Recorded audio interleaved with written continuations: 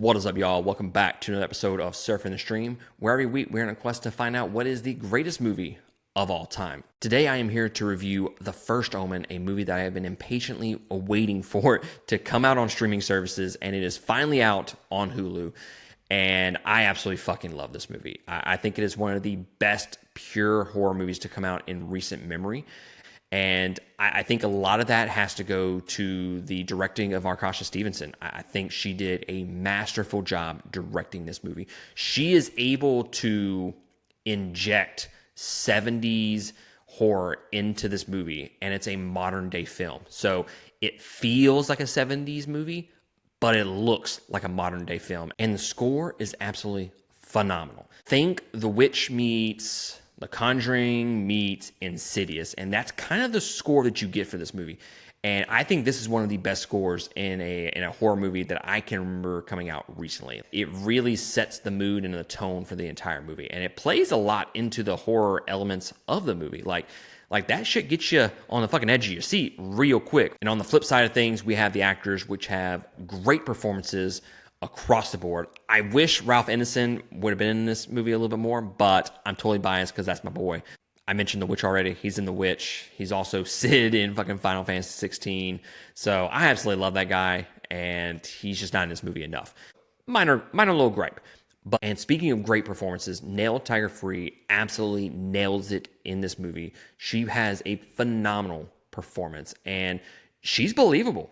100% believable. Like, I'm thinking the Antichrist has arrived with the way that she is acting in this movie. And I absolutely love it when actors can make you believe in what is going on screen.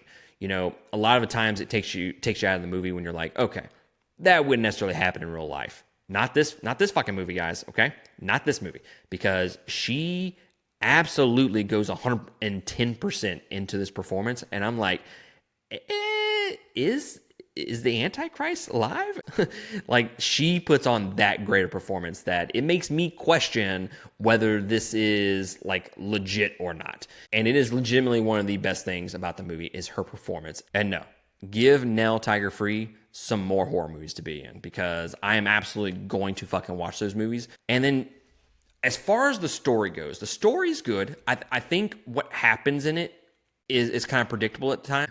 But in terms of like the horror aspects of the movie, like what was showing on screen was very unpredictable.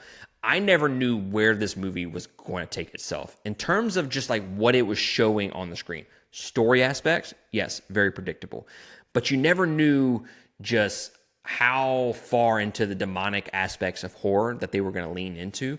And they went full tilt, guys. They went full fucking tilt, and I'm here for it because that is one of my favorite subgenres, is like demonic possession, demonic horror, and hauntings.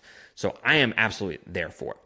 Now, the one criticism of the movie that I have is pacing. I think the pacing is a little off, especially at the very beginning of the movie rather than like in the middle.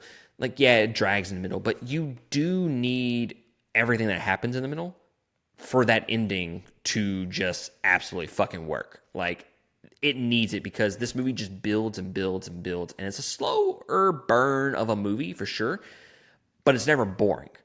And I think the very beginning of the movie, they have that one scene which, again, pays tribute to The Exorcist. After that, it takes a little while to get its footing, honestly. And once it gets going, it is great from that point forward. And it's not that the movie is ever bad. It's not bad.